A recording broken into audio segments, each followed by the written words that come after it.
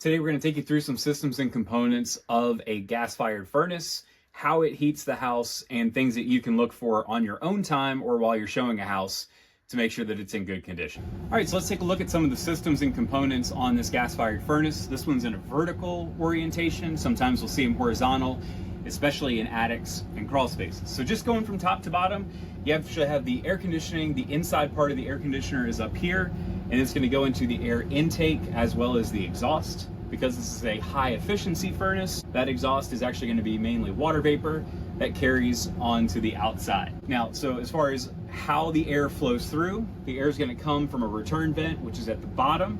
The air is going to run up through the bottom of the furnace, get heated along the way. We'll show you that here in a second. And then it'll go up into the supply vents, which is how it gets into the house. You always want to make sure that the air conditioner is second in line on the air to make sure that the wet air that you get from air conditioner doesn't end up rusting out components of the furnace. So we're gonna go ahead and take off the furnace cabinet here. So let's take a look at the inside of the system here. So over here, you've got the gas line that's coming in. So you see the gas line going down. It's got a nice little drip leg there. And then it's gonna come into the unit, is going to go across here through the regulator and then end up going into the burner tube here. So this is where everything gets ignited. This is where you're gonna see the flame and how everything gets heated up. So the flames that'll come across here, if it turns back on, we'll see it, but those flames should be even in blue all the way through. So if you open up your furnace cabinet and you see that it's orange or the flames are starting to roll out and not go straight into the burner tube, call an HVAC technician, because likely that is usually a sign of a cracked heat exchanger. Down here below, we have the blower compartment. So you see this is the exhaust air that we had talked about before. This is that intake air.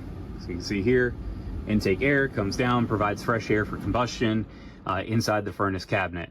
So basically how you get warm air from the furnace into your house is those flames will turn on, it'll heat up that heat exchanger, and then this fan will blow air across the heat exchanger, which will warm up that air and then put it into the vents. Important things that we check here during the inspection: when we have the furnace compartment open, we take a look at the gas line and make sure there's no rusting.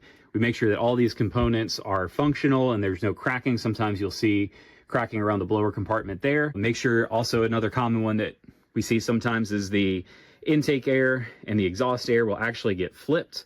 So you want to make sure that those are correct to make sure that you don't have exhaust air just hanging out inside the furnace cabinet.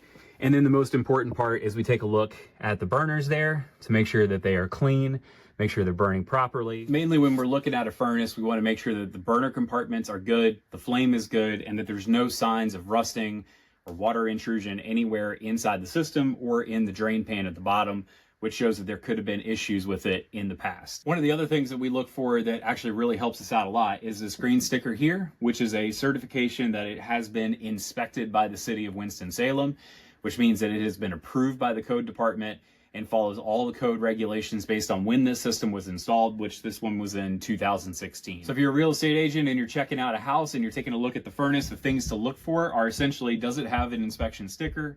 And looking at the overall condition of the unit to make sure that there's no signs of water intrusion, there's no rusting on the cabinet, there's no rusting or standing water in the drain pan. That's going to help alleviate a lot of the concerns of what the condition inside is going to look like.